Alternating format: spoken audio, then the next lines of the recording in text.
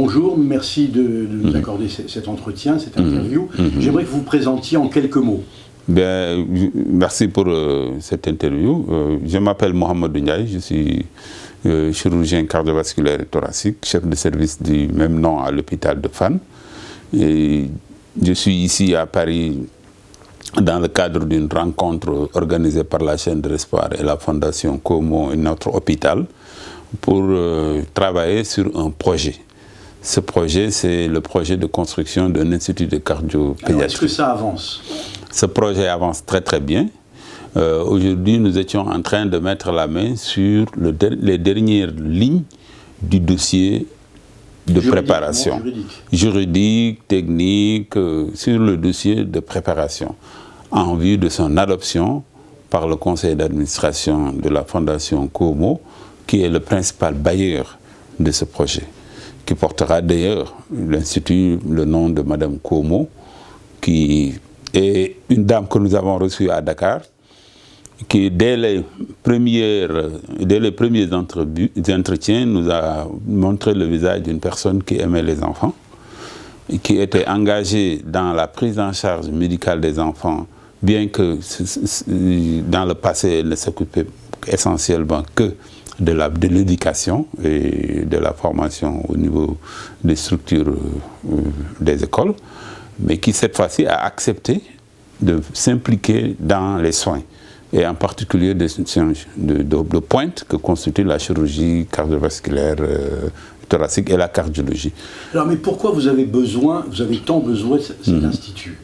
Nous avons besoin de cet institut parce que nous sommes dans un pays, entre guillemets, sous-développé, où nous avons... On dit que l'Afrique va beaucoup mieux. Oui, l'Afrique va beaucoup mieux, certes, parce que les ressources humaines se sont améliorées, mais l'économie n'a pas encore atteint le stade correspondant au développement des ressources humaines. Et vous vous rendez compte, vous avez 4 à 5% de croissance par an. Oui. En France, nous avons 0,5.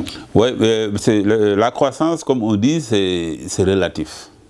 Voilà, c'est relatif. La croissance de quelqu'un qui est déjà adulte, bien constitué, ne peut pas être comparée à la croissance d'un enfant qui monte. D'un pays jeune. Oui, d'un pays jeune. 2%. Pour un grand pays comme la France, ça peut s'accepter, mais 2% pour quelqu'un qui a besoin de grandir, c'est pas beaucoup. Même si dans le monde actuel, les croissances quand même se recherchent.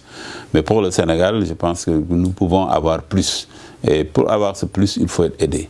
Et nous avons besoin d'un tel institut pour augmenter aussi la croissance. Parce que moi, j'ai l'habitude de dire depuis longtemps que la santé est un moteur principal de l'investissement. Comme l'éducation. Comme l'éducation. L'éducation, nous avons fait des gros progrès. La santé, nous avons aussi fait des gros progrès dans le domaine de l'infrastructure de base, dans le domaine des soins primaires, dans le domaine de l'architecture médicale. Mais pour ce qui concerne les soins tertiaires et quaternaires, qui sont des soins sophistiqués, les possibilités d'investissement purement locaux sont limitées.